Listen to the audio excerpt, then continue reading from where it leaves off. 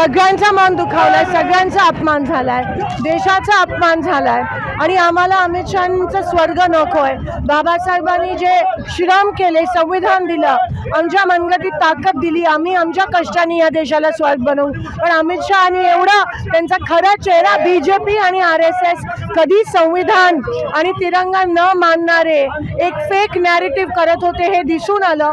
अमित शहा आणि बीजेपीचा खरा चेहरा परवा दिसून आला आणि आता त्यांनी माफी मागितल्याशिवाय, राजीनामा दिल्याशिवाय त्यांना काही दुसरा पर्याय नाही आहे. ही चळवळ आता देशभरात खालपर्यंत उतरली आहे आणि पहिल्यांदाच बीजेपी बॅकफूटवर जाताना दिसलं. त्यांनी एवढ्या मोठी चूक केली आहे आणि त्यांनी त्या चुकीची माफी मागायलाच पाहिजे. राहुल गांधी आज महाराष्ट्रामध्ये आहेत, परभणीला येत आहेत. सोमनाथ सूर्यवंशींची जी न्यायालयीन गोष्टीमध्ये मृत्यू झाला त्या प्रकरणी ते येत आहेत, त्याबद्दल काय म्हणणं आहे? नाही, ते आज येत आहेत. ज्या पद्धतीत कस्टोडियल डेथ झाली सूर्यवंशींची, त्याच्या मागे चौकशी, ज्या पद्धतीत कोम्बिंग ऑपरेशन झालं त्याच्याबद्दल आम्ही चौकशी मागत आहोत.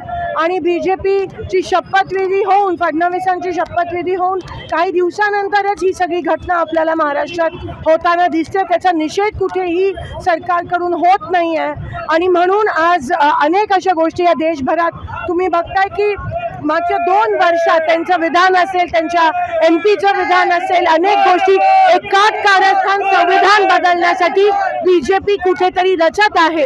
पण जोपर्यंत संविधान आहे, जोपर्यंत काँग्रेस आहे, जोपर्यंत बाबासाहेबांच्या चळवळीतला प्रत्येक कार्यकर्ता आहे, तोपर्यंत आम्ही हे होऊ देणार नाही. तोपर्यंत आम्ही संविधान बदलू देणार नाही अशी भूमिका जी आहे ती खासदार प्रणिती शिंदे या ठिकाणी करतात आणि हातात संविधानाची प्रत घेऊन जे ते खासदार प्रणिती शिंदे या मोर्चाचं नेतृत्व करतात. सोलापूर जिल्हाधिकारी कार्यालयापर्यंत हा मोर्चा जो तो निघालेला आहे. मोठ्या संख्येनं काँग्रेसचे कार्यकर्ते जे आहेत या मोर्चामध्ये आपल्याला सहभागी झालेलं पाहायला मिळत आहे. कॅमेरा पर्सन युगत दिसा, आफताब शेख, ABP माझा, सोलापूर.